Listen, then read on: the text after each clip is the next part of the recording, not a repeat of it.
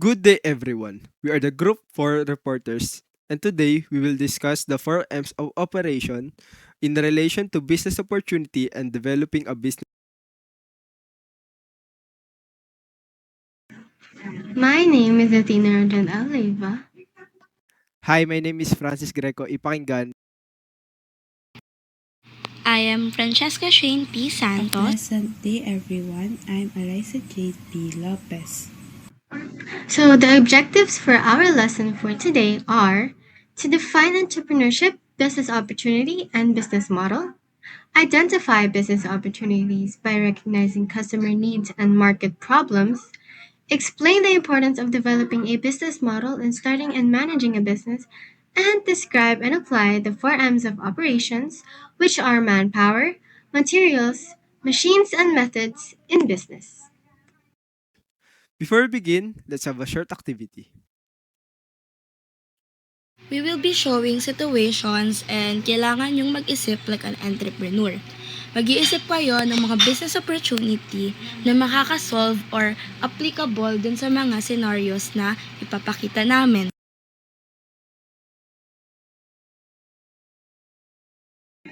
For the second scenario, it's project week. Many students suddenly realize they don't have colored paper, folders, or glue.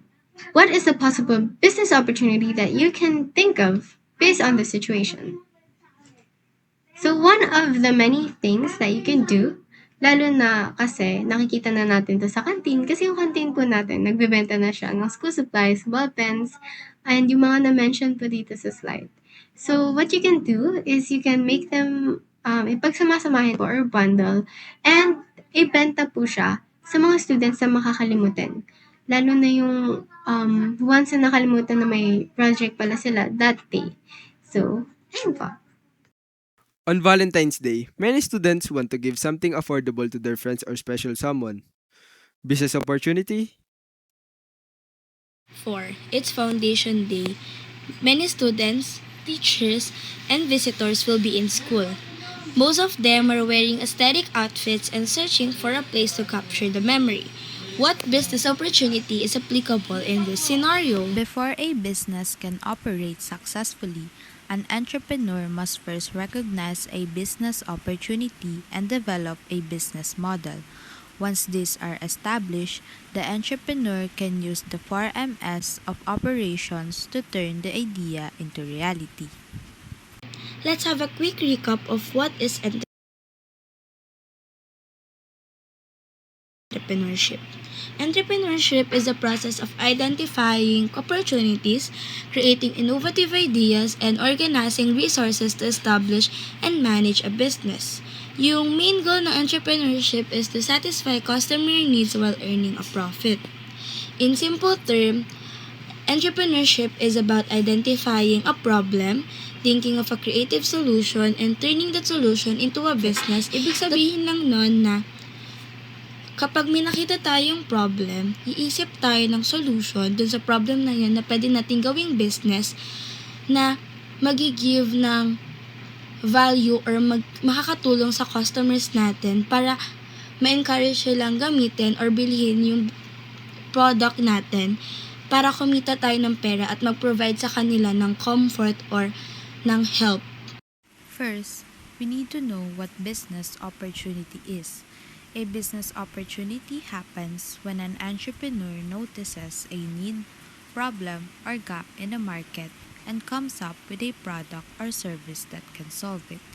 If customers find the solution useful and are satisfied with it, they are more likely to buy the product, allowing the business to earn a profit. This creates a win-win situation because customers get what they need while the entrepreneur gains income. For example, many students look for affordable and delicious snacks. This creates a business opportunity for our business, Crepalicious, which offers freshly made crepes and marshmallow pops at student-friendly prices. Students enjoy tasty and budget-friendly snacks. While the business earns profit from their purchases, this is an example of a business opportunity. Question. Example of a business opportunity in our school. business model is a company's plan for making a profit. It identifies the products or services the business will sell, its target market, and the costs involved in operating the business. So, nakakita na tayo ng business opportunity. Nakaisip na tayo ng business idea. The next thing that we have to do is to develop or make a business model. Na yung business model, para siyang plan or blueprint na susundan po ng ating business para ma-guide tayo sa pag-develop and manage po ng business po na gusto po natin gawin. So, bawal naman tayo magsimula ng business ng random lang, na trip-trip lang. So, kailangan po natin itanong sa sarili natin kung ano nga ba po yung ibebenta natin, yung mga products or services. Kailangan din po natin isipin kung bakit siya unique. Now, why would the people buy your product or go to your business or service instead na yung iba? So, you have to think of a way to make your product or service worthy for your customers. Next po, speaking of customers, kailangan po natin tanungin kung sino nga ba yung bebentahan natin. Sino yung mga target market natin? Kailangan po natin pag-isipan yun, yung mga fit po para sa products or service na pinabenta po natin or pinoprovide natin. Next, isipin po natin yung venue or yung place po ng ating business or kung saan tayo magsa-start ng business. Kasi big part din po siya. If your surroundings don't align with the business that you're trying to start or manage, then syempre, hindi po ganun kabenta yung business mo po or yung service mo. Other than that po, we also have to calculate financially. Kailangan po natin malaman kung yung pera na pinapambili natin para magawa yung business natin is aligned with. Next po, we also have to consider the finance. Syempre sa business po, kailangan po natin bumili ng supplies, ng materials, ng ingredients para po makagawa tayo ng products or makapag-hire tayo ng tao for the services. Na dapat yung ina-earn natin na pera from our business is mas madami siya. So, hindi magiging lugi yung business. So, makakabili pa tayo ng more ingredients to keep our business going. Also, pang-hire din po ng other staff members or mga kailangan na tao for the business. So, kahit po sa entrepreneurship or sa business model, kailangan din po natin pag-isipan ang math. At may math rin po dito. Katulad po ng example po namin. For our business, we use crepes. Now, yung business opportunity po na nakita po namin is yung students po, onti lang po yung variety ng foods na nabibili nila sa canteen. And we thought of creating or selling them something sweet, katulad ng crepes na may different flavors and fillings. And those are yung product po namin. And we think na yung different flavors po is magiging unique po for the buyers po, which are going to be students from UCC, the teachers or any staff or members of the UCC workplace or community. And then, yung price po. We have to keep the price as affordable as possible na hindi kami malulugi, na makakakita pa rin po kami ng pera and makaka-earn din po kami. Para po, makapagbili po yung mga students na gusto po makabili ng something affordable or cheap na pasok po sa budget nila. And since nga po makakakita kami, makakalago din sana po yung business namin. So, that is a nutshell of or a short explanation of our business model or business plan. So, it's very important to have this. This acts like yung blueprint po, like yung sinabi ko po earlier. Bago po makabuild ng house, kailangan po ng plans. So, bago po makastart ng business, we have to have our business model. Would someone like to share their business idea? Or just give an example? So ngayon na alam na po natin yung ating business idea, naka-recognize na tayo ng business opportunity, naka-develop na tayo ng business plan or business model, then paano naman po natin na-operate or gagawin reality yung plan natin na business? So dito po papasok at makakatulong po yung 4 M's of operations. These are essential resources that every business needs to produce products or provide services.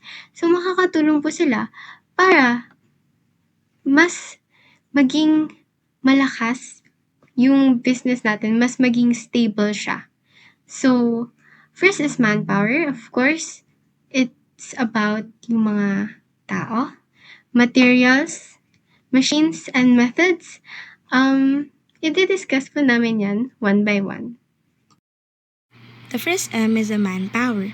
Manpower refers to the human workforce involved in making of products or services. These are the people who work in a business who uses their knowledge, skills, and abilities to perform different tasks needed to operate the business. In simple terms, manpower means sila yung people behind the businesses. Sila yung nagpapatakbo ng daily operations at tumutulong sa pag-produce ng product o pag-deliver ng services. Kaya, mahalaga na tamang workers yung i-hire natin para maging efficient yung operation ng negosyo natin and mas maging successful pa yung business. There are 3 key points that explains what manpower is. The first one is the managing manpower. This means hiring the right people and making sure they have the skills needed to do their jobs well. This is why before tayo ma-hire dun sa isang trabaho na yon is nag-undergo muna tayo ng job interview kasi ina-assess ng employer natin kung tayo ba yung right person or right employee na fitted dun sa job na ina-applyan natin. The second one is the people who perform the work needed to operate or run the business.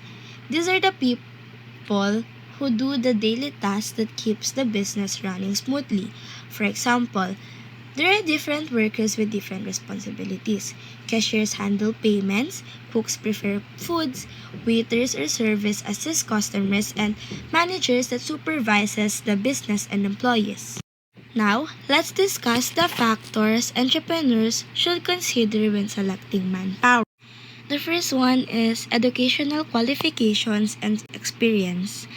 Entrepreneurs should hire people with the right education, training, or work experience so they can do their jobs well and require less supervision. Second is number of workers required. Entrepreneurs should determine how many employees are needed to avoid having too many or too few workers. This helps the business operate efficiently and manage costs. The last one is skills and expertise. Entrepreneurs should choose workers who have the necessary skills and knowledge for the job because skilled employees produce better quality work and improve customer satisfaction. I have a question for everyone.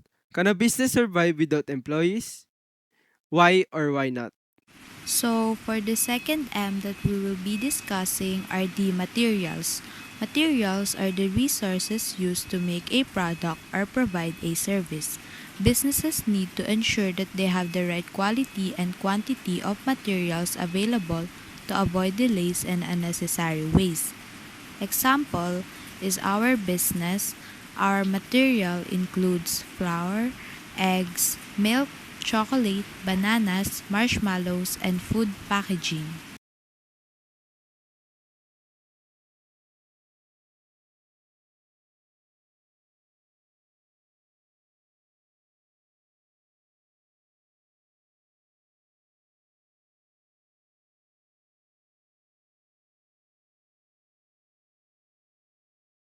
What materials do you guys use for your own businesses? So, for the next one, these are the factors to consider when choosing materials. The first one is the cost. Cost refers to how much the materials will cost. As entrepreneurs, we should always choose materials that fit our budget while still allowing the business to earn a profit. Hindi naman kailangan na pinakamura as long as it gives good value for the money. For our second one naman is the quality. Quality is the standard or condition of the materials. Using high quality materials helps create better products which can increase customer satisfaction. Kapag maganda ang quality ng materials, mas maganda rin ang magiging final product at mas babalik ang customers. For our third one is the availability. Availability means the materials are easy to find and purchase whenever they are needed. This helps avoid delays in production. Kung laging available ang material, tuloy-tuloy ang paggawa ng products at hindi maaantala ang business operation. For our fourth one is the credibility of suppliers. Credibility of suppliers refers to how reliable and trustworthy the suppliers are. A good supplier delivers quality materials on time and at a fair price. Importante ito para hindi magkaroon ng problema sa supply at masigurong consistent ang quality ng products.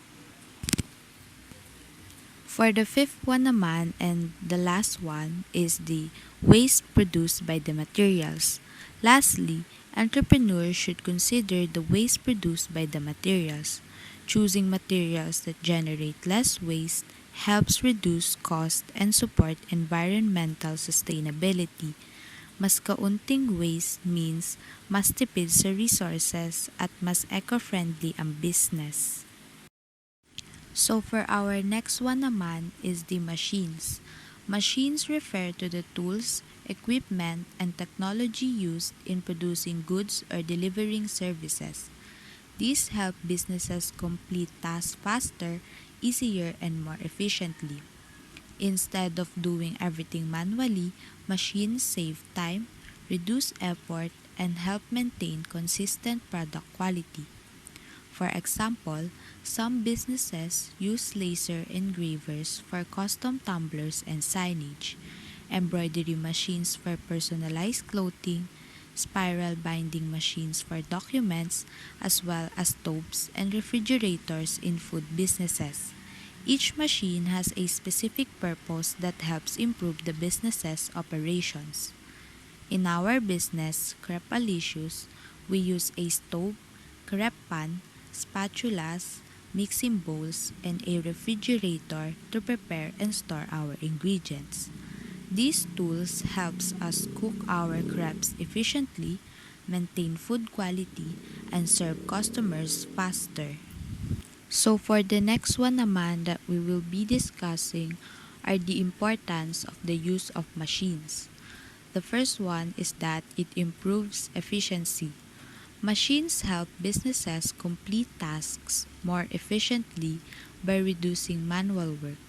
Mas napapadali at napapabilis ang production, allowing the business to produce more products in less time. Now for the second one naman is that it saves time.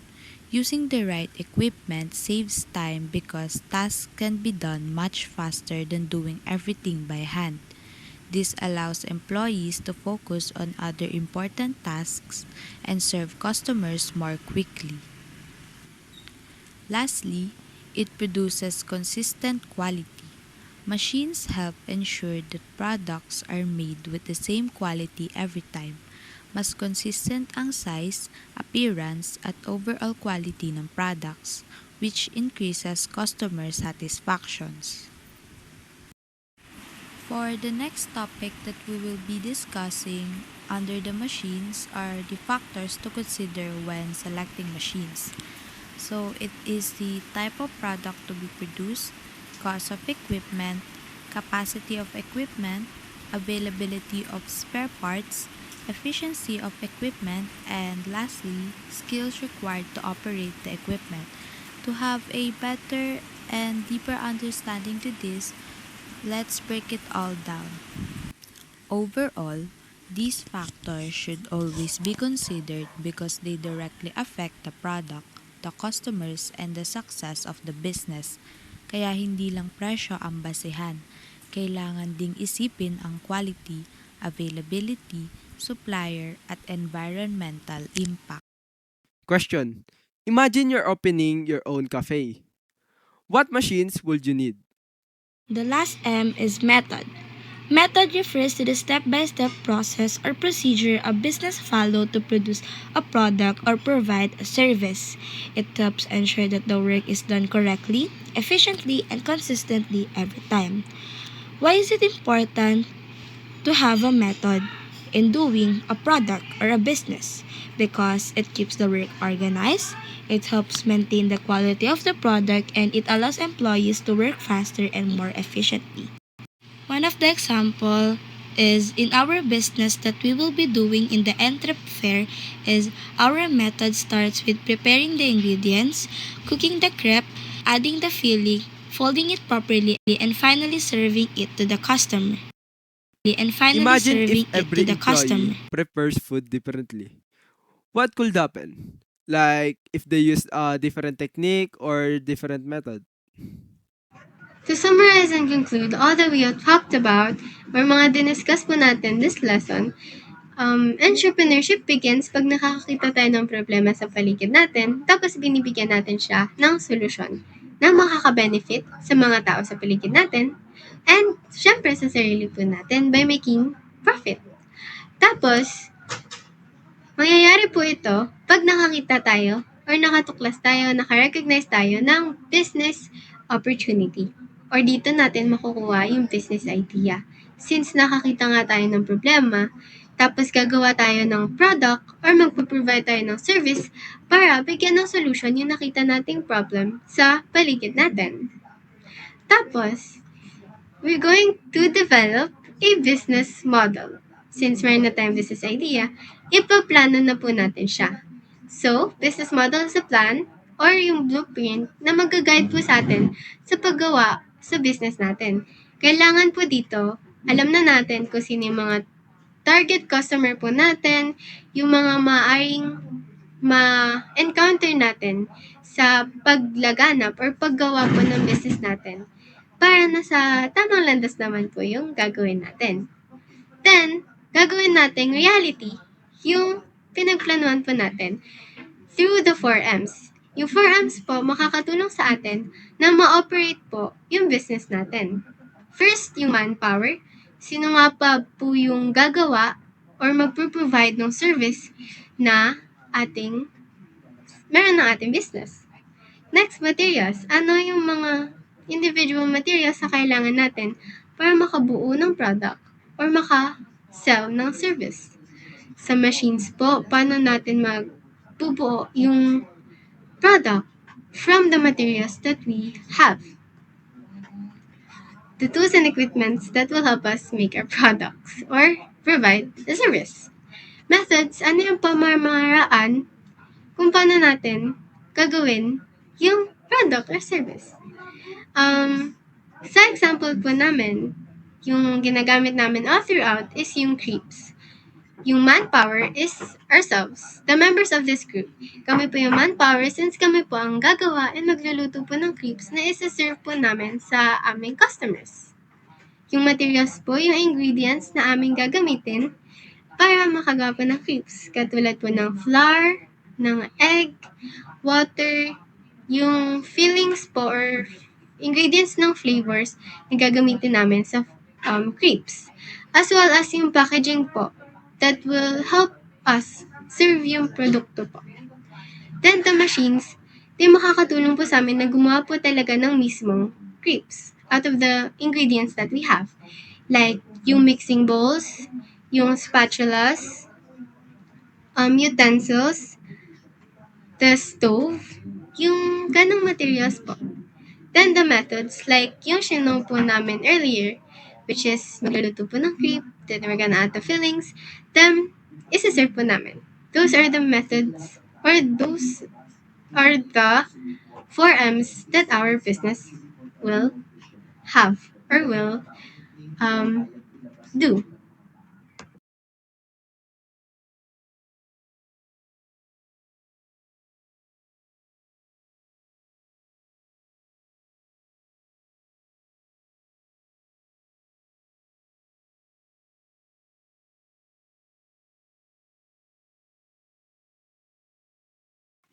Once again, this has been Group 4 and thank you for participating and listening po sa lesson namin.